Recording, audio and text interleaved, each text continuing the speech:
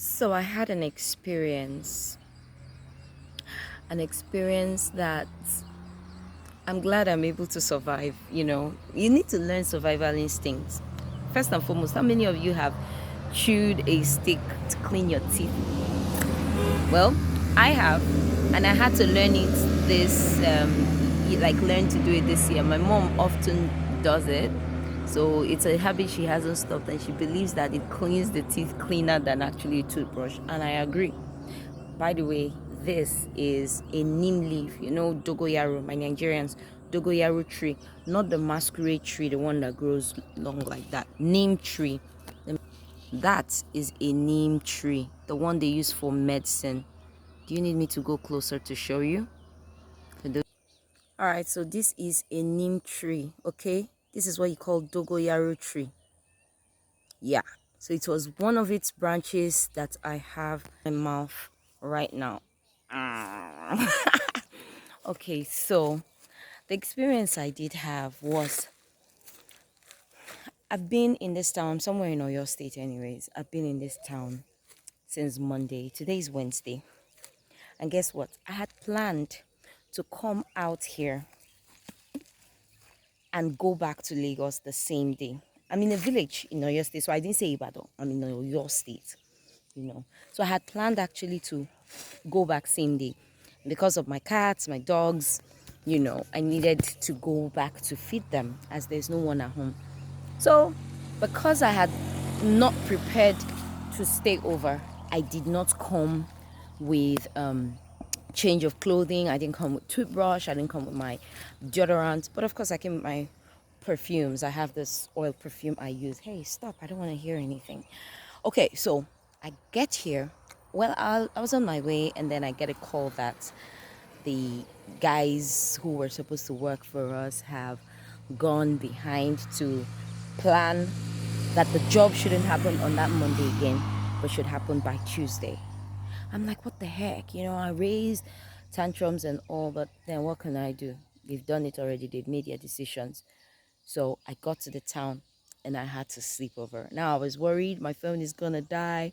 How do I find a place where there is network, there's light, steady, and all? So I was directed to go to another village, like 2 villages away from where I was. Found a pretty decent place, very affordable, and I got the hotel, stayed in. By the morning, the bad guy who was come to pick me early on, as we had agreed, didn't come until it was checkout time from the hotel. And here I am, like, oh my God, how would I transport myself? Because the distance is actually far. It's about almost 25 minutes ride on a bike. So I had to come out to start hiking vehicles to see if I could get one. Now this was like around 12:30. This guy rides by, coincidentally, anyways, and says, "Oh, he's been to the hotel and they told him I had left." I'm like, "Okay." So he carries me to the farm. We've done the work. The work is done. Then the next person whom I have to deal with is the driver of the vehicle, whom I did not see from the time I got to the farm till about 6 o'clock, when I had to call severally to let him know that the workers were done, he should come get them. On getting there, the next thing he tells me, tire. Excuse me. Okay, change it. He doesn't have a tire. I'm like, I don't understand, for the love of God. And then he's like, oh, they'll need to go into the village to go look for a vulcanizer. And there they do that. Get a village, get a vulcanizer, and get to pump the vehicle, as they said. He comes out to the junction of the village, and the next thing, dude packs his vehicle. Dude packs, and he's not going again. Excuse me, I'm going to pay you for this whole thing, right? You delay me up till this time. You come, you drop workers, you go away. You're supposed to supervise these workers.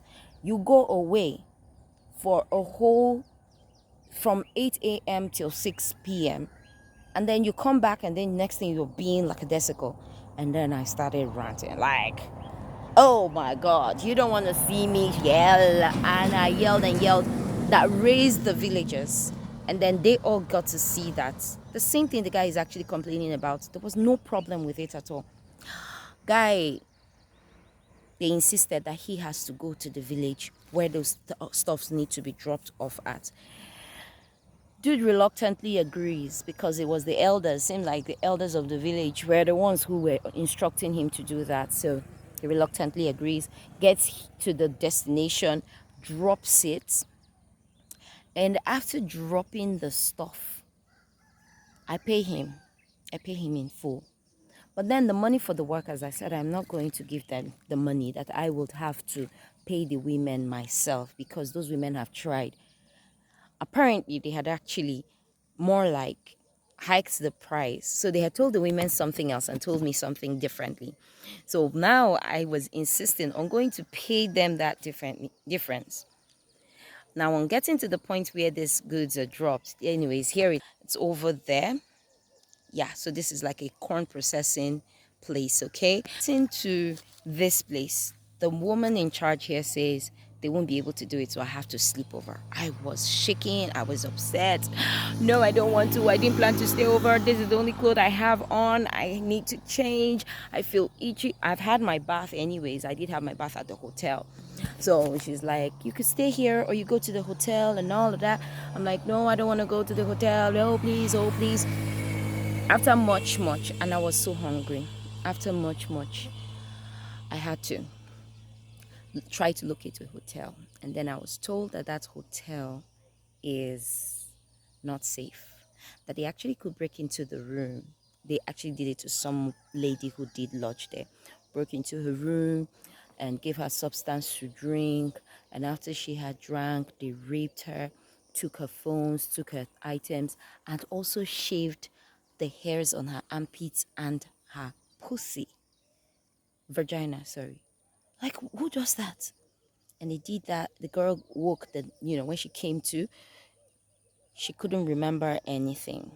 So it was a young girl who told me this and told me, Auntie, please, it's not that I don't want you to go and stay in the hotel, but please just stay in this house. It is safe.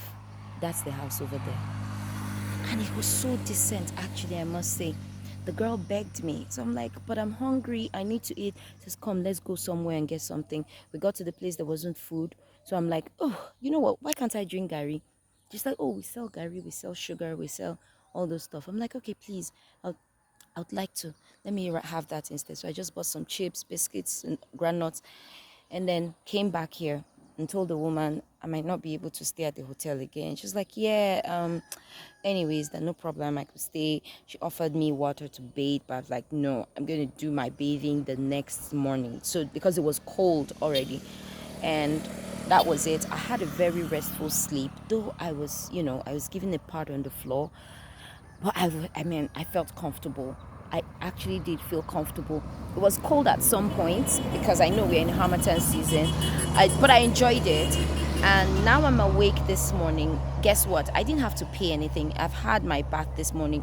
I only feel terrible that I have to wear this clothes again. But this is like the cleanest I've been. Man, 3 days on or 2 days plus. This is the cleanest. I mean, I feel clean, I must say. So yeah. It's a new day. It's Wednesday. And my breath is actually very fresh. Still very fresh. And I'm using this. Bottom line, learn survival skills.